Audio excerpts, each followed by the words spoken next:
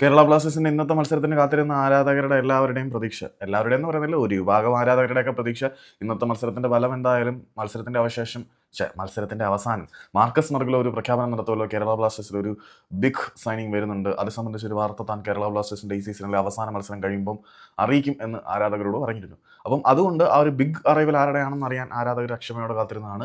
പക്ഷേ കേരള ബ്ലാസ്റ്റേഴ്സിന്റെ ആ ഒരു ബിഗ് അറൈവലിനെ കുറിച്ച് മാർക്കസ് ഒന്നും പറഞ്ഞിട്ടില്ല. കാര്യം എന്താണെന്ന് വെച്ചാൽ, അവസാനത്തെ മത്സരം ഈ സീസണിലെ ബ്ലാസ്റ്റേഴ്സിന്റെ അവസാനത്തെ മത്സരം എന്ന് വെച്ചാൽ ഇന്ത്യൻ സൂപ്പർ ലീഗിലെ അവസാന മത്സരമല്ല, ഇനിയൊരു സൂപ്പർ കപ്പ് ടൂർണമെന്റും കൂടി വരുന്നുണ്ട്. സൂപ്പർ കപ്പിൽ അവസാനത്തെ മത്സരം കഴിയുമ്പോഴേക്കും താൻ ഒരു ബിഗ് നെയിം പുറത്തേക്ക് വിടും എന്നാണ് മാർക്കസ് പറഞ്ഞിരിക്കുന്നത്.